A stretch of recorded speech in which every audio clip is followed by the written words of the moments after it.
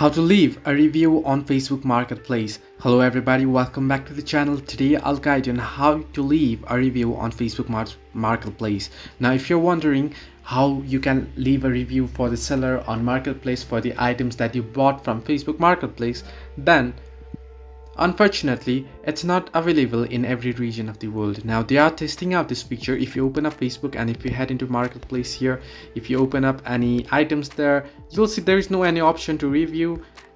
You won't get any option to review, or even if you head into seller details there, and even if you tap on three dots there, you can see there is option to block, report, but there is no any option to leave a review.